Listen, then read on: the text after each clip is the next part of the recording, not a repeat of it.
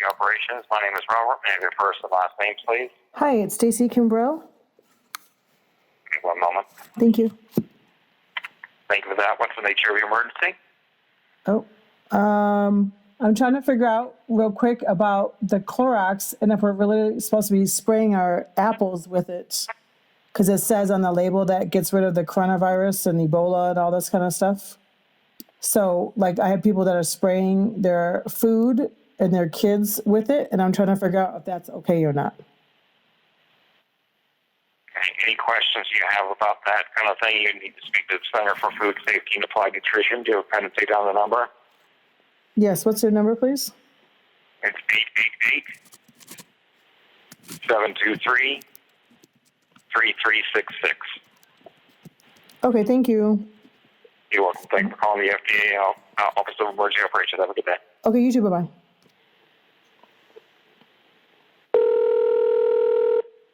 FDA information speaking. How can I help?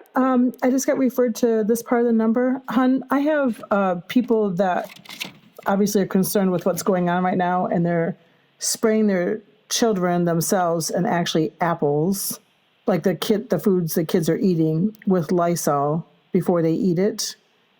I feel that that's not how the product's supposed to be used, so I'm calling to confirm that so I can help educate where I work. Yeah, no, they're, well, I guess they can, okay. First of all, Lysol's not intended to be sprayed on human skin, so that's a no-no. Lysol can be used to disinfect surfaces, and they can spray their apples with Lysol, but they got to clean it off afterwards. Is that happening? No. So what would they clean it off after they sprayed it with Lysol? Oh, they can just give it a quick, I wouldn't even spray. I would just put a little on a rag or a paper towel or something like that, and just wipe it off, and then wash it off with water immediately. And frankly, I'd like to see an adult test that to make sure there's no at least tasteable Lysol residues on it.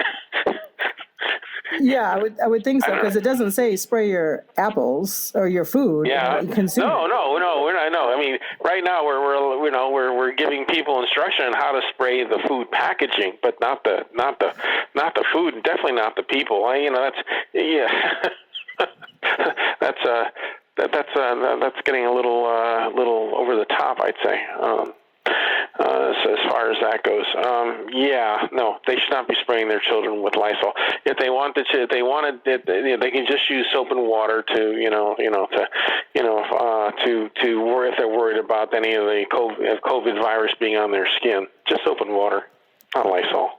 Okay, and then obviously, so then it's not recommended to spray Lysol on your fresh fruit or produce, but like you're going to spray it in a can and then wash it off before you open the can, correct? Well, yeah, you can. Yeah, on the outside of food containers, you can take a wipe or a wipe that has a little Lysol sprayed on it. And you can do it that way, but not. The more I think about it, the more I think wash the apple with water. And that'll get the virus off it. It's not a very hardy virus, and most of the times you just get it off with with just the friction from cleaning it and stuff like that. So that's not a concern.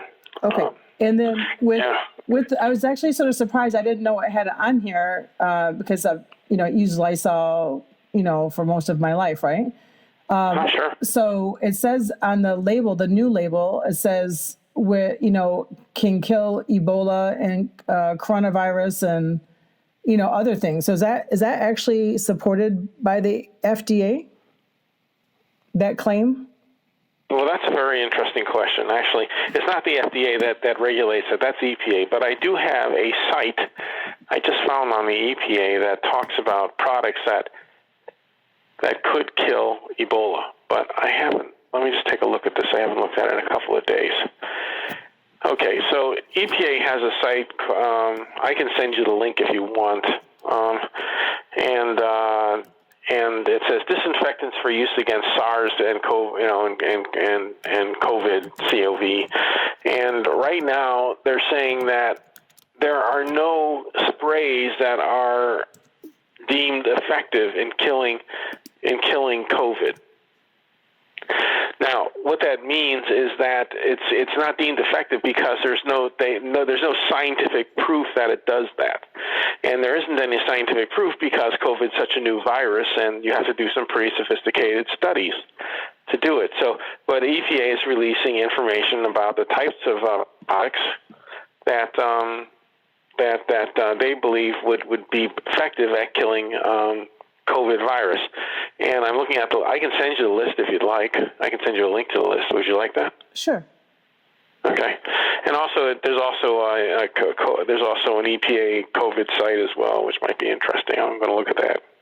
Okay, so hang on a second. Let me just Thank you. get my form here. I like sharing information. I appreciate it. Well, it makes it easy to try to figure out where to go. Okay, so the EPA, just for your information, EPA is responsible for pesticides, and they consider antimicrobials or antivirals as pesticides. So this is EPA disinfectants. So Lysol is considered in the pesticide field or realm? Yeah, it is. And as a matter of fact, if you look at a can of pesticide, you'll see an EPA registration number, or you should. Yeah, and I noticed that was on Lysol too, and it literally says hazardous to humans on it and domestic animals, Yeah. so that's why I'm sort of confused. Yeah. Well, I mean, I don't know what's in Lysol. What is in Lysol? Just give me a second here. Okay, thank you.